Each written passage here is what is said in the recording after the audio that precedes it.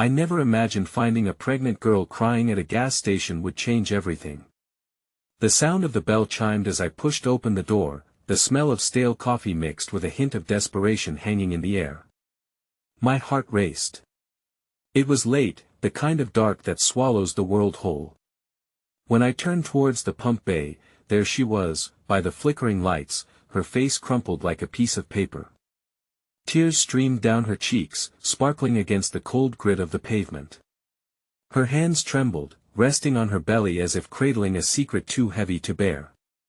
The reality of her situation washed over me in waves. She was just a girl, no older than 20, looking lost, broken, and alone. It was almost as if the world around her faded, cars rushed by, oblivious to her pain. My heart ached. "What's wrong?" I asked, inching closer, my voice barely above a whisper. It was a stupid question. Everything was wrong. She looked up, her eyes wide, shimmering with unshed sorrow. There was something stark in that gaze. An urgency that felt electric, almost as if she was asking for help without uttering a word. The air thickened.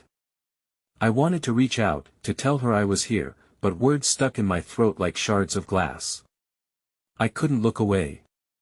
Her breath hitched, and in that moment, it felt like time slowed. I recalled nights spent staring at the ceiling, wrestling with my own demons. I wanted her to know she wasn't alone.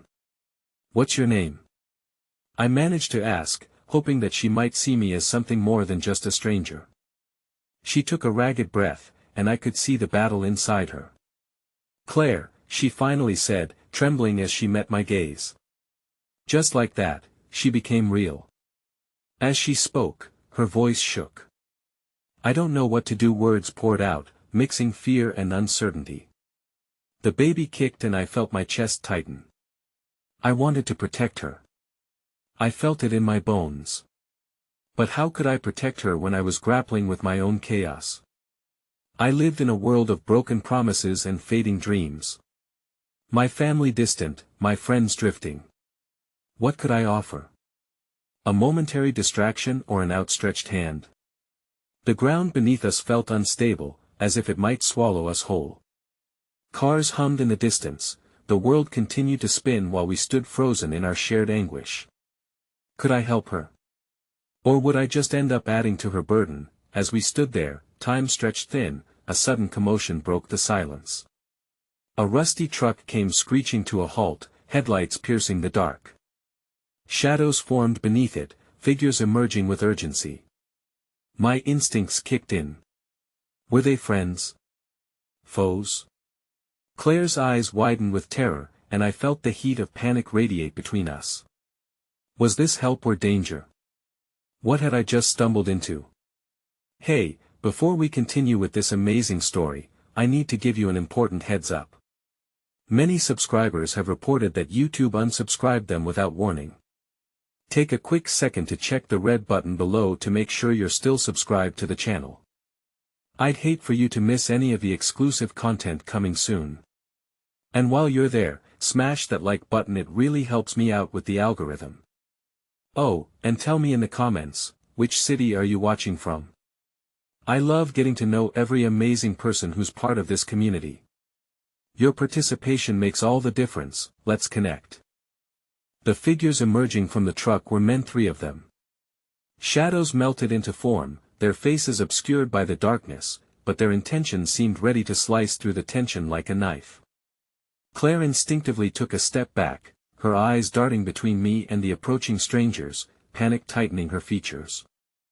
I felt the weight of her fear settle heavily on my chest, anchoring me to the spot. "Stay behind me," I said, my voice steadier than I felt.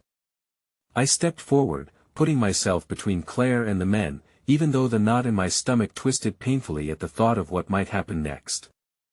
I could hear the distant hum of highway traffic, yet in that moment, the chaos felt eerily close, the world narrowing down to the looming threat before us. "Hey!"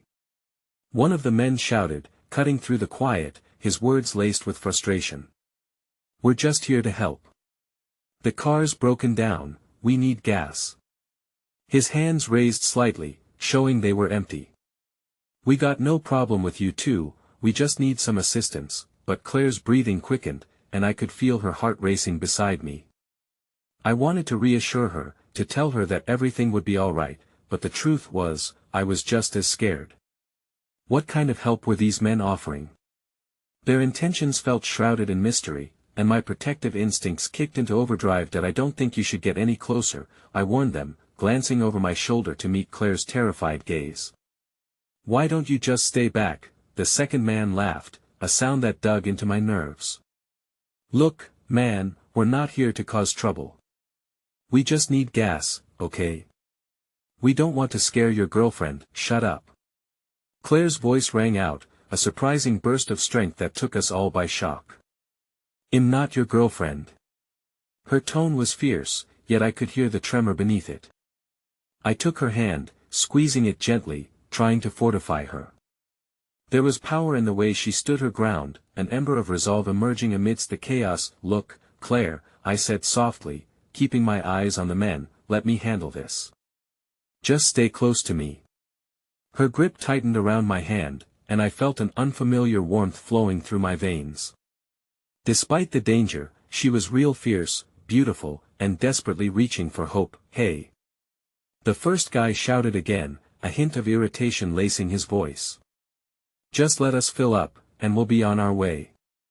No harm done." Before I could respond, the last member of their group stepped forward, pushing past the others. He looked younger, a soft face shadowed by uncertainty. "We really just need gas. I swear." His voice held a note of earnestness that cut through the tension, a quiet desperation that reminded me of my own internal battles. I glanced at Claire, her eyes locked onto the trio, searching for some semblance of trust. I felt torn, wanting to shield her, but also sensing the possibility of kindness wrapped in their request. As I stood there, weighing my decision, a flicker of movement caught my attention. A car pulled up to the other side of the gas station, its headlights illuminating the scene. It was a woman, her hair cascading in waves, face set in determination as she climbed out. "Carmen!" One of the men, the first one, shouted, a flash of recognition transforming his earlier bravado into desperate relief. "You're here." Claire drew closer to me as uncertainty rippled through the air. The newly arrived woman approached the group, a no-nonsense energy radiating from her. She caught sight of Claire and me, a glimmer of concern flickering in her eyes. "Is everything all right?" she asked, her voice steady as she assessed the situation. "Just a little misunderstanding," I said, finding a thread of resolve within myself. It seemed the arrival of Carmen had shifted the balance, and I wanted to believe the tide was turning towards something hopeful, though my gut churned with foreboding. Carmen stepped forward, urgency coursing through her movements. "We just need gas, and then we'll be on our way. No tricks. I promise." Claire's breath quickened beside me, turmoil dancing in her eyes. How could we trust them? How could I allow her to be vulnerable in this moment? As doubts warred inside me, a chilling thought struck. What if this was all a ruse? What if they were luring us into a trap? Before I could voice my apprehension, an engine roared to life behind us, and another car sped into the parking lot. Its tires screeched, and the figure behind the wheel was someone I recognized, a friend of mine from school, Jake. As he stepped out, a frown etched across his face, I felt a wave of relief sweep over me. "Hey! What's going on?" he called, striding toward us, and I could see the realization dawning in his eyes as he took in the scene. Suddenly, all eyes turned to him, and I could feel the invisible line of tension pulling taut. Jake could either be our salvation or another layer of complication we didn't need. "Claire," I murmured, casting her a sidelong glance as uncertainty flooded back in like a tide. Her brows knotted, and I could see the fear returning, that ever-present burden being brought to the surface once more. Jake pushed forward, and I knew that what lay ahead could shift everything. "Get back," he warned, his stance protective, yet less wary than mine. The atmosphere thickened with unsaid words, a suffocating heaviness swinging like a pendulum, and in that moment, as fear flashed in Claire's eyes again, I realized the love I felt for her had turned into a fierce demand for her safety. I needed to choose. Just as that thought solidified in my mind, the shadows of the men shifted ominously, their intentions too murky for any light to break through. Then, with a voice that reached deep into the core of uncertainty, Carmen spoke again. "Let's not make this worse. We can help each other. You just need to trust us." But Claire's grip tightened around my hand, her distress palpable. The cliff of trust we stood on felt dangerously fragile, ready to break at any moment. I could feel the storm brewing within her, the exhaustion painted in every subtle line of her face. "Trust?" she murmured, voice barely a whisper.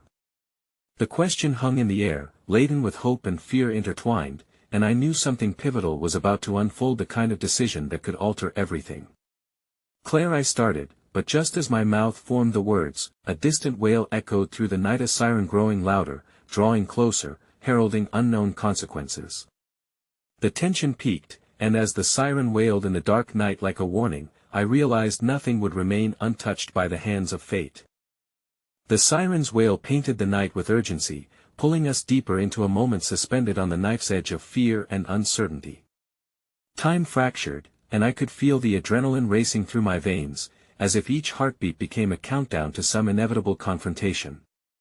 Claire's frightened eyes flickered between me and the group, her breath quickening like a drum calling us to stand or flee. "What's happening? Who are they?" Jake asked, his stance rigid, radiating both authority and anxiety. I could tell he was weighing the situation too, examining every detail for a potential escape or a conflict he could prepare for. But what lay ahead wasn't just a matter for us to untangle, it was a life-and-death question that lingered over Claire and me. Just listen," I said, keeping my voice calm. "They say they need help. Let's hear them out." Claire's grip tightened further, but I sensed that under her panic lay a flicker of desperation for understanding. "Help?" she whispered, her voice a soft plea woven with disbelief. "Or a trap?" Carmen's eyes shifted to Claire's despite the brewing tension, a flicker of compassion hidden in her confusion. "I promise, we mean no harm. Just gas, and then we can all get out of here. We don't want trouble." Claire drew a shaky breath and met my gaze again, searching for assurance. My heart ached as I saw the scratches of fear mark her features, the dark circles under her eyes telling a tale of sleepless nights. "I don't know if we can trust them," she said, almost to herself, but the siren drew closer, its deafening approach a reminder that time was running out. Instinctively, I raised my voice, trying to drown out the cacophony battling the chaos with an attempt at reason. "If we all just stay calm and talk this through," the horn blared suddenly from Jake's car, breaking through the tension as it collided with the seriousness of the moment. The third man flinched, and I caught a glimpse of fear shadowing his face. My heart sank. His reaction felt genuine, perhaps a sign of something deeper. "Just let us refuel and then we'll leave, all right?" the third man said, his voice shaky, layering my growing doubts with flecks of empathy. "We're in a tough spot." The truth of his words hung in the air like a fragile thread, weaving us into an unexpected tapestry of humanity in this desolate gas station. But as the siren faded into the distance only to be replaced with an echoing stillness, I knew we teetered on the edge of a precipice. Claire finally stepped closer to me, her distress palpable but her resolve hardening. "What if they're lying?" she asked, her voice steady in the face of uncertainty. "What if they've got something else planned? I don't know.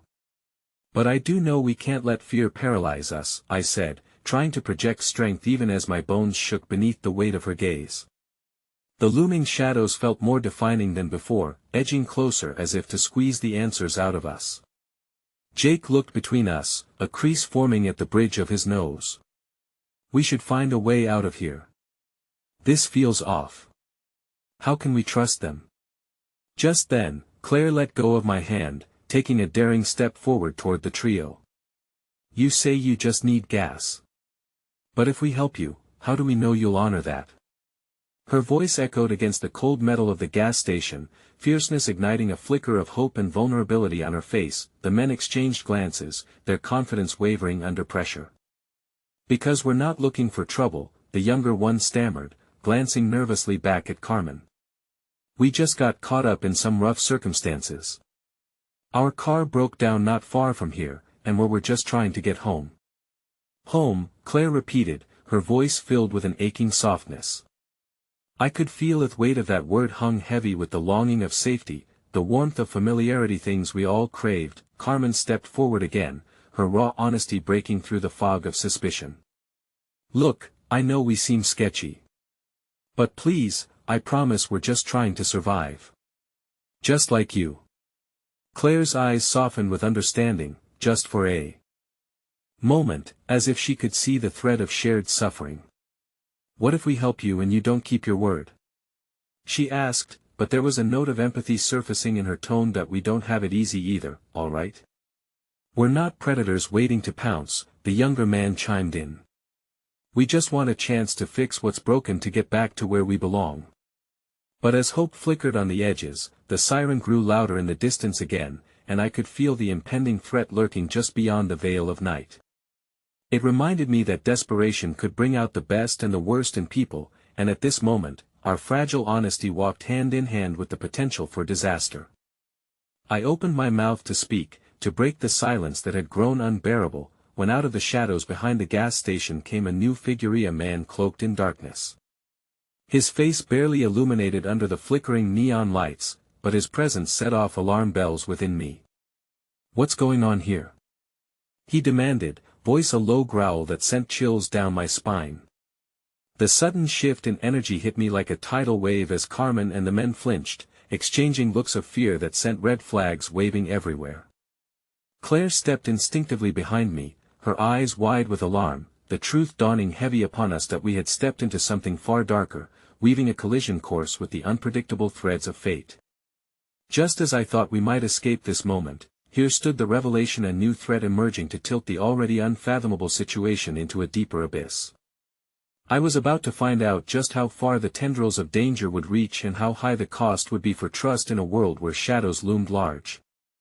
And as Claire pressed against my back, warmth radiating from her fear while hope flickered and danced like the flames of a candle in the wind, I knew we had a choice to make that would change everything. The night seemed to shudder around us, the air thick with unspoken words and heavy emotions as the figure in the shadows stepped closer, the dim light casting a sinister sheen over his features. I could see the way the sorry whispers around us fell silent, swallowed by the weight of his presence. Claire's grip on my arm tightened again, her breath shallow as she mirrored my concern. Just what do you think you're doing? He asked, directing his question at the trio, but the underlying tension made it clear that we were all pulled into the scope of scrutiny. I felt the ugly knot of uncertainty coil tighter in my stomach. Carmen exchanged swift glances with her companions, their eyes wide and fearful, betraying a history of strife that ran deeper than mere circumstance. We were just weary, not looking for trouble, she began, though her voice cracked. That was your first mistake, the stranger spat, stepping closer still, his presence radiating a physical and emotional weight that made the night feel colder. You drag anyone down with you, you drown in it. I caught a flicker of movement from the corner of my eye as Jake began to inch towards his car, seeking any means of escape, but I felt compelled to hold my ground. There was an urgency in the air, a tick-tock undercurrent that thrummed against my ribs. Wait, I said, raising my hands as though to quell the rising storm. What do you want from them? Stay out of this, kid, he snapped, ripping his gaze momentarily from Carmen to me. You don't know who you're messing with. His words were thick with menace, and I sensed an itch of panic crawling beneath my skin. It was a threat. A warning. And yet, looking back at Claire, I saw that same flicker of determination mirrored in her eyes, a refusal to bow to fear.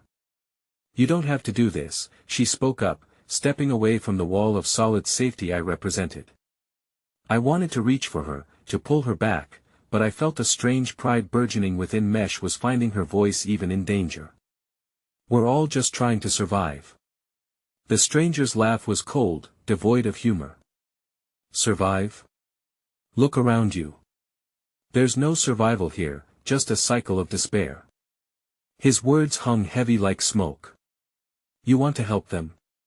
You're signing your own death warrant. Just as his threats echoed into the night, a strange small grace slipped in. A passing car slowed down on the highway a couple hundred yards away, its headlights cutting through the darkness and illuminating the chaos. The beams flickered and reflected off Claire's face, exposing the raw fear stark against her determination. In that split second, it reminded me of the humanity we clung to, the instinct to shine a light amid the shadows. "Look, we don't have to fight," I said, my voice rising with a fervent tone I wished could forge some semblance of peace. "What if we just talked? Just for a moment?" Sudden silence cocooned us, punctuated only by the distant sound of the traffic and the tightening grip of desperation that enveloped our surroundings. But in the space between breaths, I saw an ember shift in the stranger, a flash of hesitation passing through his hardened exterior like a ghost flickering at the edge of his memory. Carmen seemed to sense it too, stepping slightly forward, her voice softer now, laced with a plea for empathy. "We didn't mean to intrude.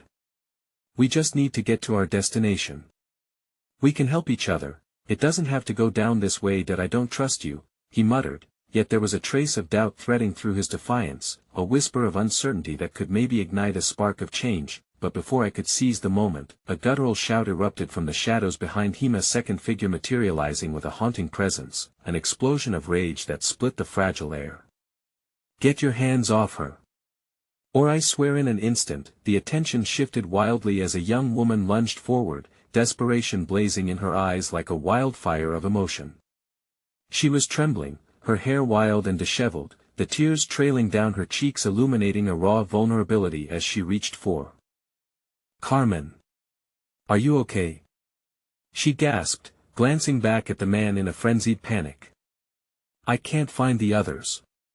The world spun in chaos as the newcomer drew closer, and I watched the seriousness of our situation escalate, a push and pull of frayed emotions charging the air. The stranger, our apparent antagonist, flinched, now caught off guard by the unfolding drama as the new woman gripped Carmen's arm. "Please. You need to help us," she implored, her voice sharp with urgency. "They're coming. If they get here, we're all dead." Panic drenched the moment like a torrential downpour, sweeping aside whatever small chance at understanding we may have been navigating. Fear bathed us anew, but I could also see a glimmer of resolve igniting within Claire. Her determination blazed like a candle in the storm, urging others to cling to hope in a world collapsing around us. "Now we're definitely not safe," Jake murmured under his breath, mounting panic lacing his words, but I caught Claire's eye and saw something stronger, a sense of purpose, a belief in the goodness we could either tarnish or ignite here. As the implications of the newcomer's presence settled heavily around us, I understood, this night was spiraling into something unreachable. Fate had entwined our destinies, pushing us closer to an insurmountable choice. "Are we going to stand and fight?" I asked, daring the question into the charged atmosphere, knowing it could fracture our last threads of unity. "Or let fear bind us together?" With that, the gravity of our situation bore down on us. Hope flickered, warbled, as the sirens once again echoed in the distance, revving urgency and panic in our organisms. Rich with danger and desperation, we were standing along a precipice that begged us to take a leap, yet as we stared into the chaos that advanced, I could feel the ground shaking beneath us. It was a choice, one fraught with uncertainty but steeped thick in the promise of survival. We could either clutch at our trembling hearts or unlock our fears and embrace the shadowed path ahead, but one truth loomed larger: no matter the choice ahead, our lives would never be the same again. The weight of the moment pressed on me, an invisible shroud that wrapped tightly around all of us, stifling breaths and heartbeats alike. As we stood there in a tangle of fear and uncertainty, the distant screech of sirens crept closer, a reminder of the clock ticking down to something explosive. Carmen's new ally, the trembling woman with tears spilling down her cheeks, turned her focus on the man who had initially threatened us. "I swear, you don't understand. They're looking for us, and if they find us, it's not just our lives on the line. It's everyone." The stranger hesitated, his hardened facade cracking like glass. For just a fleeting second, I could sense the internal battle raging within him. His posture softened, almost imperceptibly, as he exchanged a glance with Carmen that spoke volumes of shared fear, of a history forged in pain and loss. "Who's coming?" he demanded, voice low but laced with urgency. I caught a hint of something lurking behind his bravado. Was it compassion? Regret? The abruptness of this encounter seemed to strip away the tattered layers of bravado. As the young woman, whose name remained a mystery, struggled for words, Claire mustered the strength to step forward again. "If you help us, we can help you. We're all in this together, and maybe that's the only way to get through it." Her conviction hung in the air like a dramatic crescendo, catching us all in its pull. The man's eyes darted toward Claire, and there it was just the faintest glimmer and inkling of human connection sparking against the backdrop of fear, like a light trembling in the encroaching dark. "Let's just go," he finally said, the weight of his tone betraying the effort it took to release his hostility. "Get in the car now." The urgency of his command sliced through the chaos, and without thinking, I reached for Claire, clasping her hand tightly in mine. In that moment, I felt the warmth and strength of her presence, a buoy in this tempest of turmoil. Lost in the fray, Jake, Carmen, and the newcomer fell into line behind us as we shifted toward the waiting vehicle, the urgency of our situation propelling us forward. The stranger was already inside the driver's seat, his engine roaring to life as we barely made it in. "You better hold on," he growled as he slammed the gear into drive.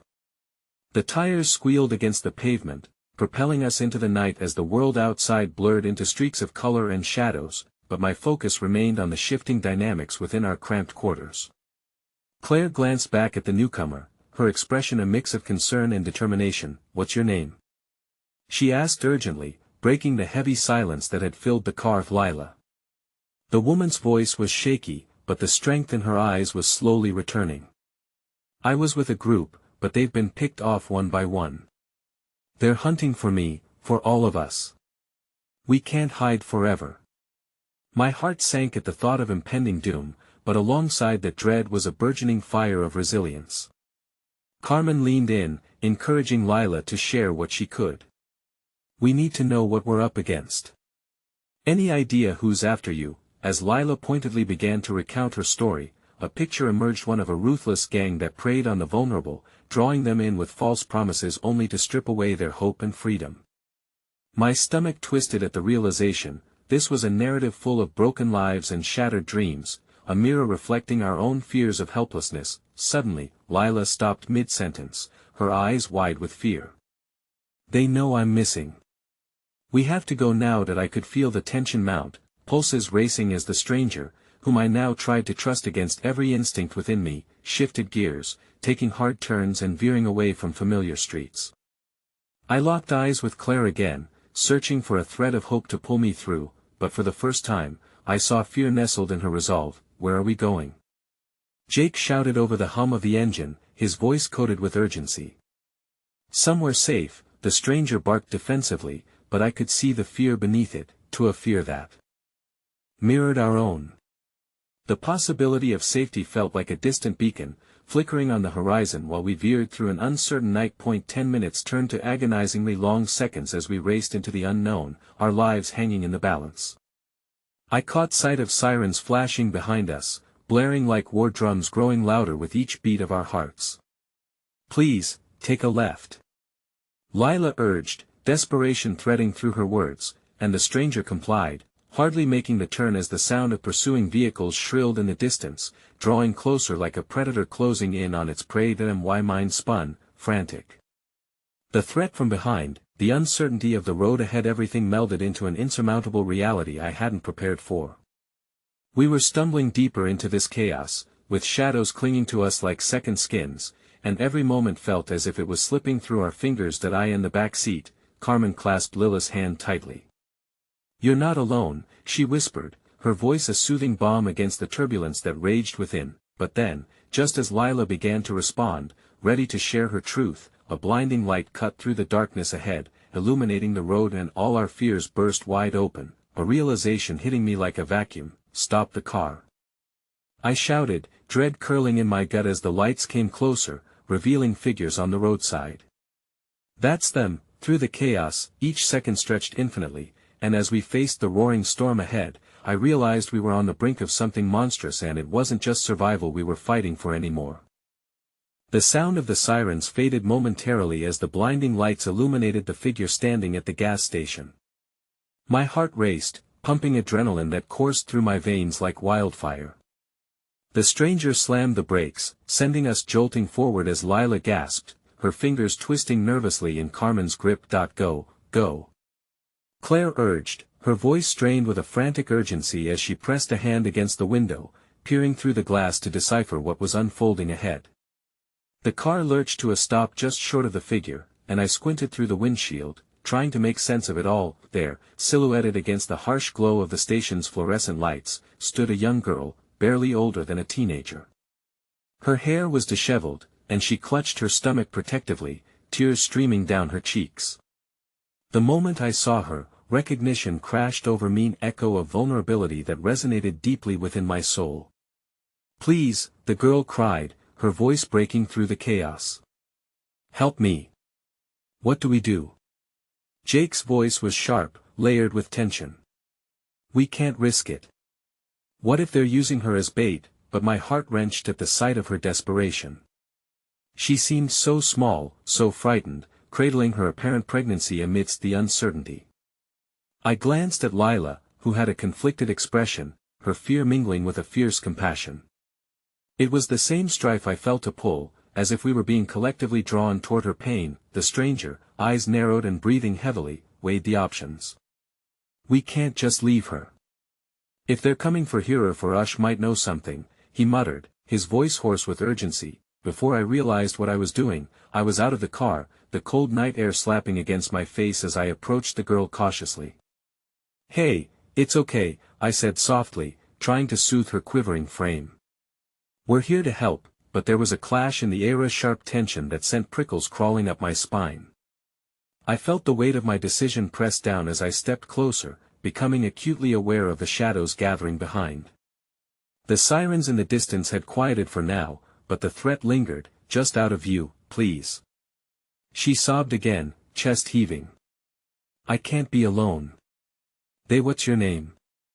I interrupted, keeping my voice even, searching for her eyes to establish some connection, something tangible to anchor us in this swirling tempest of emotions.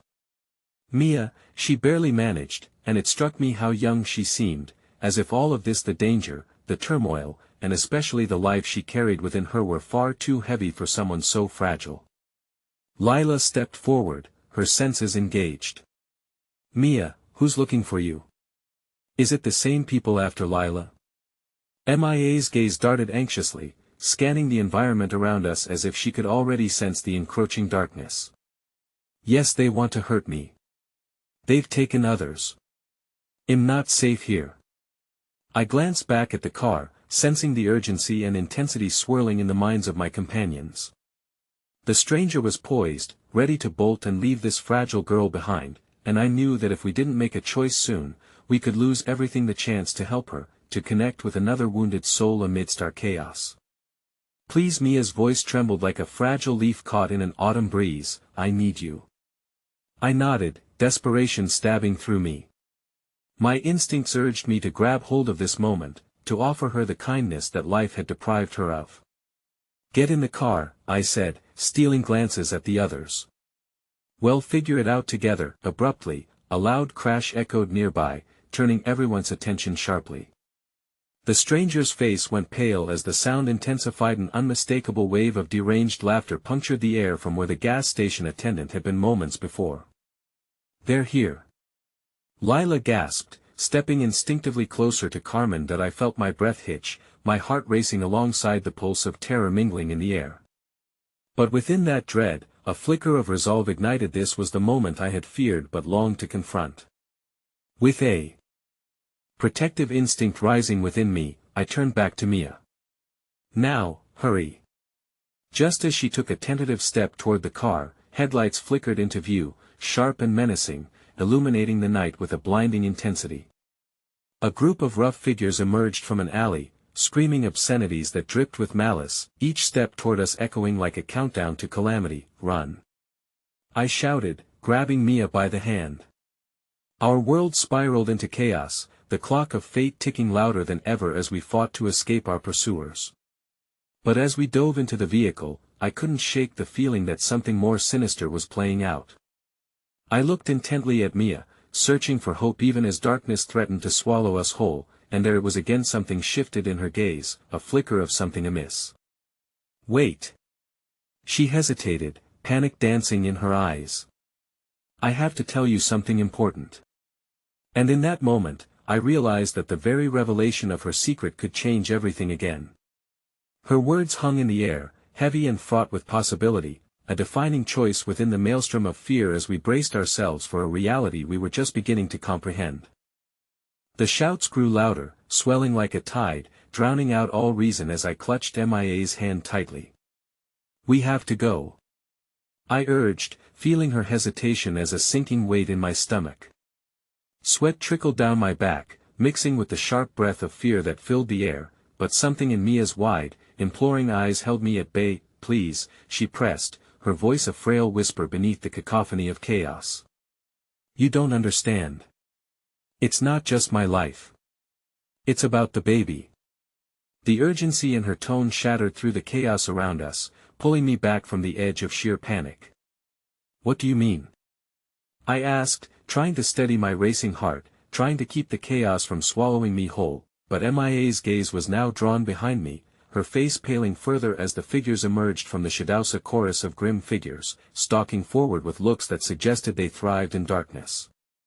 I regretted every second I spent holding her gaze, knowing it could cost us precious time. You have to listen.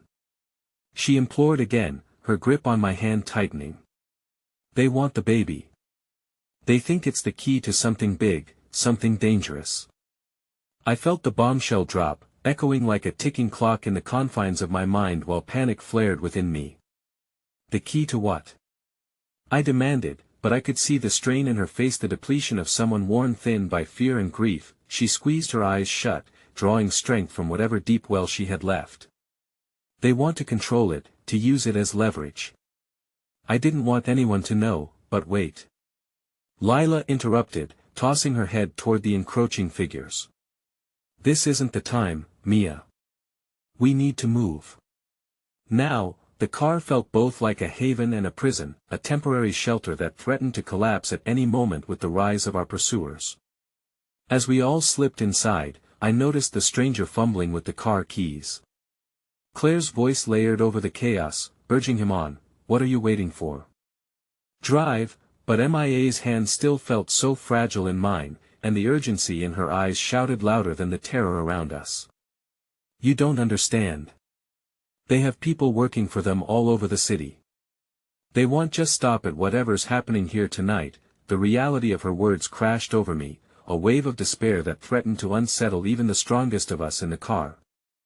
I looked around at my friends' faces, struggling with the weight of the situation. Lila, her brow furrowed in concern, Claire, white-knuckled and pale, and Carmen, already thinking of escape routes.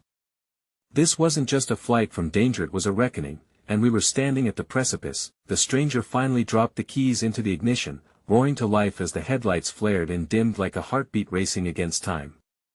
Hold on. He shouted just as Lila clutched MIA's shoulder, pulling her closer in solidarity. Suddenly, a loud bang echoed from behind, the sound of someone colliding brutally with the trunk. The stranger glanced nervously in the rearview mirror. The shadows of our pursuers had turned into a mass of frantic energy, coming together with a dangerous fervor. Drive. I shouted, my heart pounding fiercely, begging him to move before we were caught in their web. Mia was shaking beside me, whether from fear or excitement, I couldn't tell. Go, go. She stammered, a mix of self-preservation and determination surfacing in her voice as the figures closed in around us. We have to get away from them. The stranger floored the accelerator just as the car jolted forward, tires screeching against broken concrete. I absorbed the sensation of speed, the world outside a blurring canvas, but my focus remained on Mia, who seemed lost within her own despair. What do we do now? I asked, my voice steadying, an anchor amid the storm. Her eyes, filled with a mixed cocktail of fear and resolve, searched mine for grounding. We need to find somewhere safe, somewhere they won't look for us, she replied breathlessly, her tone confident but laced with dread. But even as we sped away, the uncertainty knotted in my gut, tightening as I wrestled with the enormity of the implications of MIA's revelation. Glancing back, I saw the figures fading into the distance but knew this wasn't over. There was safety in our escape, yet a deeper, darker truth loomed like a tempest on the horizon. "Mia, listen," I murmured, hoping to breach the silence that had settled over us. "What you said about the baby, about them wanting it, what did you mean? What are they capable of?" She took a shuddering breath, her voice wavering yet resolute as she prepared to unveil a truth that could very well shatter us all. "I don't know how to tell you this, but I believe," she paused, hesitation trembling upon her lips, "I believe the baby is meant to change everything about our world as we know it." The air grew thick with her words, settling like a blanket of weighty possibility, and I felt the car lurch beneath the enormity of it all. Her revelation loomed over us like a storm cloud, brewing with uncertainty yet bursting with profound significance. As we accelerated away from the gathering storm of chaos, my heart raced, knowing we were stepping into something larger than life, a journey fraught with peril and revelation. But there, nestled in the cracks of fear, lay an ember of hope, a chance to hold on to what mattered as our lives lurched forward into uncharted territory. The road ahead twisted and turned, a reflection of our uncertain fates, leaving us with only one knowing certainty: we had embarked on a path that would irrevocably change every one of us. What we wouldn't anticipate, as our fates twisted upon a knife's edge, was the dreadful reminder that some secrets, when unearthed, possessed the power to shatter worlds. And in whispers yet to come, we would grapple with the realization that in the heart of darkness, hope could just be the start of something igniting, something magnificent, or something tragically catastrophic. But we were far from discovering which one awaited us in the depths of our burgeoning truth. The gas station stood alone, a flicker of light cutting through the night like a lighthouse amid a tumultuous sea. We pulled in, the car's engine growling to a reluctant halt as if it too sensed the gravity of the moment. The air inside felt thick with uncertainty, every breath a reminder of the precarious situation we were in. "Why are we stopping?" Lila demanded, her voice tinged with anxiety. The urgency of our escape was palpable, and though we were sheltered for the moment, vulnerability wrapped around us like a shroud. "Mia needs to catch her breath," I replied, glancing at her, my heart heavy with the burden of her secret. Mia nodded weakly, her forehead glistening with sweat, and for a fleeting moment, I regretted our reckless escape. Each labored breath she took was a reminder of the fragility of our circumstances and the precious life she carried. "It'll only be for a minute," the stranger assured, his eyes darting nervously toward the darkened parking lot. "Just a quick break, and we'll figure out our next move." I could see Mia's heart racing behind her eyes, fear mingling with the resolve that had ignited within her. But even the quickest of breaks turned into an eternity as the shadows around the gas station fed our anxiety. Suddenly, the clang of the door jolted me from my thoughts. A woman stepped inside, a middle-aged clerk with kind eyes that sparkled against her tired demeanor. She looked like she had witnessed her share of chaos in this space, yet just beneath her grit, there was a familiar warmth that softened the edges of our apprehension. "Can I help you all?" Her voice was laced with genuine concern as she moved toward us, sensing the tension that clung to our group. I opened my mouth to respond, but Mia took the lead, her voice trembling as she spoke. "We need a moment, please." There was something in her tone, something that echoed with both vulnerability and strength, that instantly bridged a gap of understanding between them. The clerk nodded, her expression softening, and she stepped back, allowing us the space we needed. "Take your time," she said gently, and I watched as Mia inhaled deeply, a flame of hope flickering in her chest. As I stepped outside, the cold air washed over me, blending fear and exhilaration as I paced nervously under the fluorescent lights. The night lay heavy around us, casting long shadows that danced with the uncertainties of our plight. "Carmen, come here," came Claire's voice, and I turned to see her and Lila huddled close, furrows of worry etched deeply on their foreheads. The distant hiss of the gas pumps met my ears like a rhythmic heartbeat. "What if it's just a matter of time before they find us?" Lila whispered, her voice trembling. "We can't stay here. We need to keep moving." "She's right," I said, feeling the impatience bubbling just beneath my skin. "But we can't leave without making sure Mia is okay. We owe her that." Just then, a soft flutter of movement caught my eye. Through the glass door, I saw Mia crouching by the registers, speaking quietly to the clerk. Beneath the weight of anxiety, I could see a small connection forming between them, a moment of human kindness amid the chaos that bound our lives together, if only for a fleeting instant. "What are they talking about?" Claire asked, a tinge of curiosity in her voice. I strained to listen, drawn in by the bonds of shared experience and the glimmer of genuine concern that painted the scene. The clerk crossed her arms over her chest as she leaned in closer to Mia, her demeanor shifting from cautious to comforting. I know times are tough, I heard the clerk say, her voice steady as she offered something I couldn't quite discern, but you have to keep fighting. You're not alone out there, girl. At that moment, the weight of our shared fears began to lift ever so slightly, a small flame of hope igniting in the darkness. As Mia's expression transformed from despair to determination, I couldn't help but marvel at the resilience that bubbled beneath the surface. Some flickers exist to guide, to remind even the most frightened souls that they are seen, that they matter. But as I watched this moment unfold, a dread sensation slithered along my spine. What if this small kindness wasn't enough to protect us from the storm headed our way? Each tick of the clock seemed amplified, reminding me that we were still fugitives running from something far greater than ourselves. Just as Mia turned to us, a new figure appeared outside. A tall man, clad in an imposing black jacket, stepped into the light of the gas station, his footsteps echoing ominously against the concrete. My stomach plummeted as I realized he was scanning the area with a chilling determination, as if he were a predator on the hunt. Mia. I shouted, but the panic drowned my voice. She looked back, eyes widening as she took in the scene. The moment hung in the air, thick with dread, a feeling of inevitability that whispered harsh truths that collapsed around us like a shattering glass. As I turned to see Lila and Claire's faces twisted in horror, a realization stung me. No one was safe, not even in the bright light of a gas station, and our moment of respite was about to shatter. In the face of danger, I could feel Mia's hand slipping from mine, a retreat into uncertainty that wound tight around my heart. Just as we prepared to act, a loud roar of laughter filled the air behind the intruder, momentarily diffusing the tension but bringing forward a new wave of fear. Was this another trap? Keep your heads down, I urged, instinctively protecting the world around us, but my voice was lost in the gravity of the situation. The man's eyes settled on our car, then back to Mia, and what followed felt like pulling threads unraveling a tightly knit tapestry.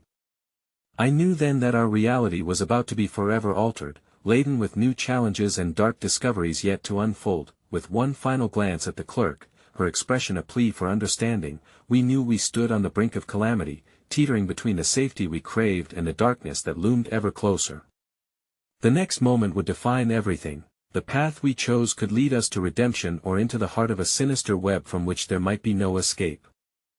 The stranger's laughter hung in the air like the remnants of an uninvited storm, crackling with energy that felt both menacing and oddly familiar. I could see Mia's eyes darting between us and the newcomer, confusion knitting her brow. The moment stayed suspended, pregnant with uncertainty, before it shattered beneath the potential of sudden violence. Mia. I called again, this time my voice stronger, lifting through the tension that clung to the air like a weight. The clerk's gaze flicked toward the man, her demeanor shifting once more, sensing the impending danger. Is everything okay?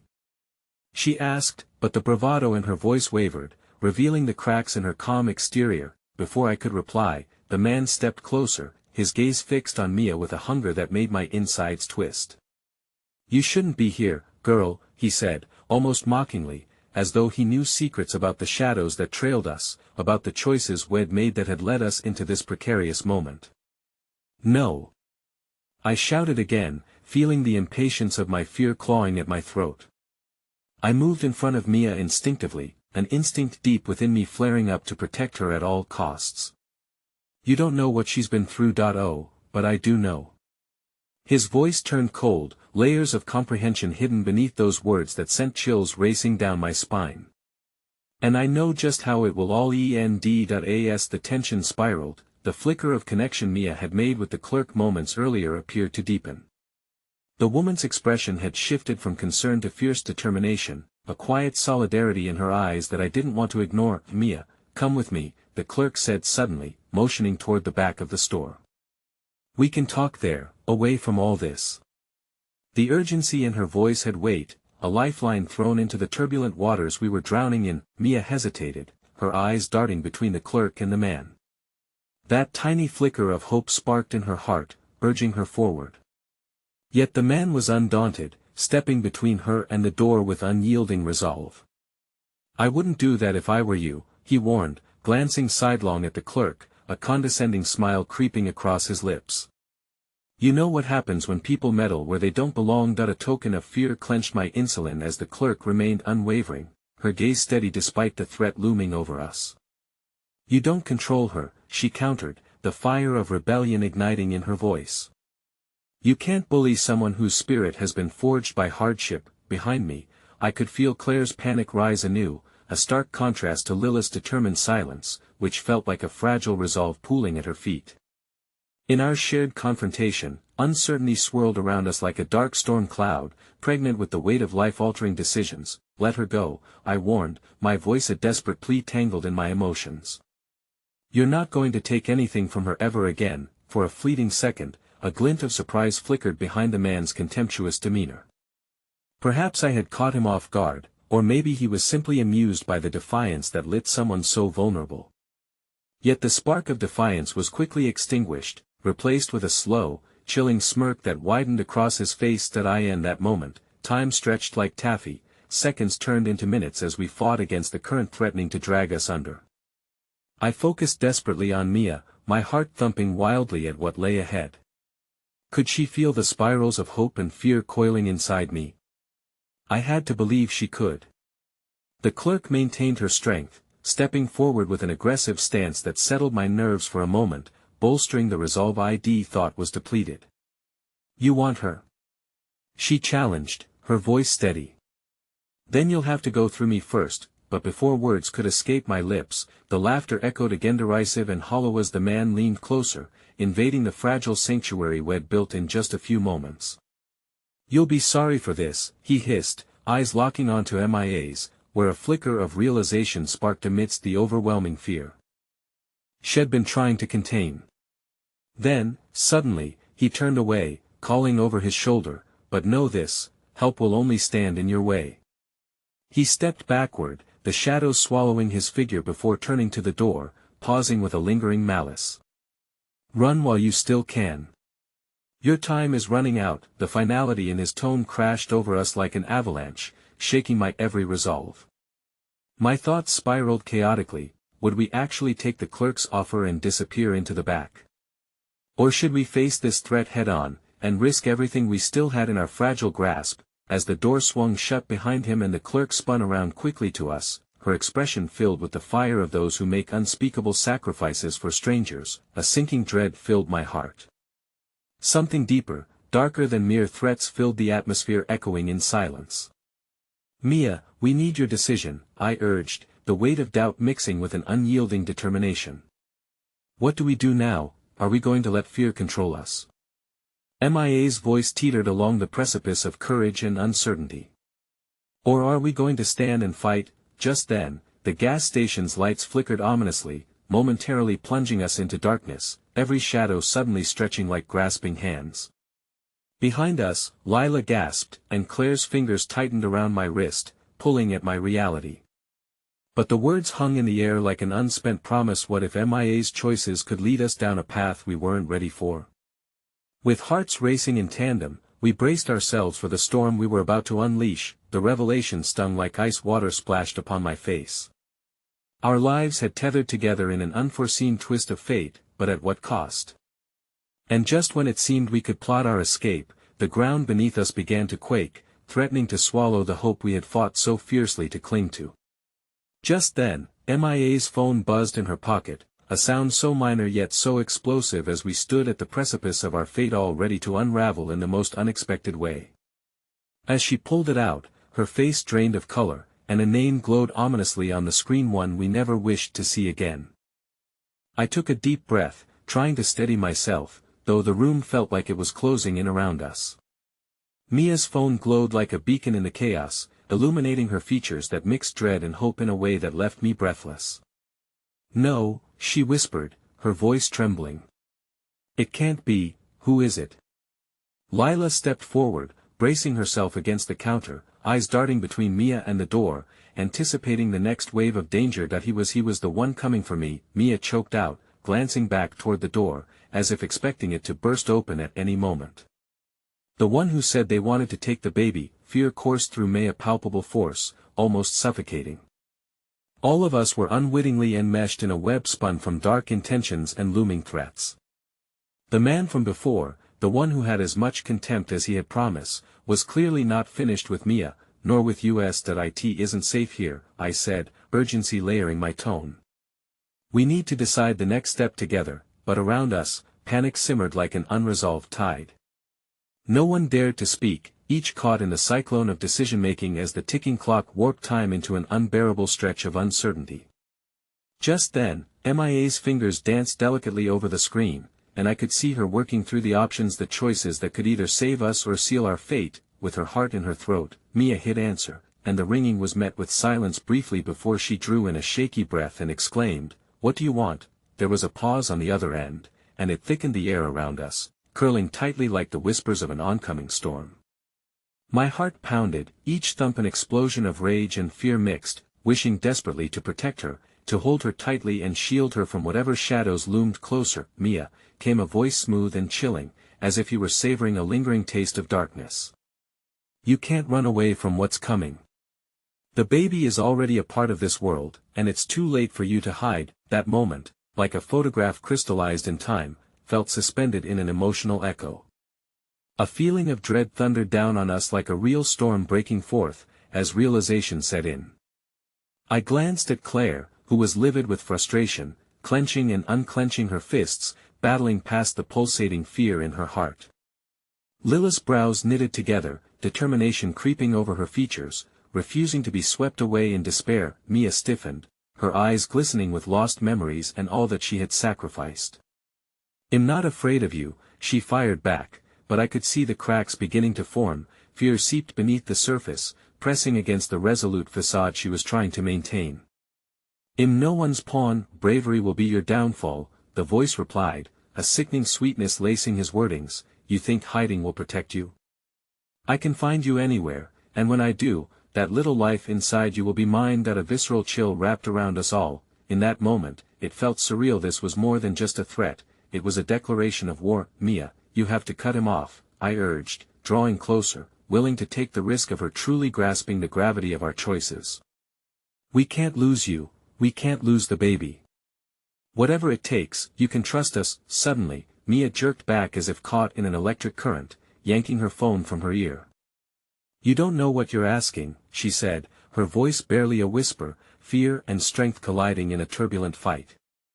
"You don't know what he's capable of." "Well, never let him take you," I swore, and the words felt like silk over broken glass, smooth but entirely too fragile under pressure. "Well, figure this out together.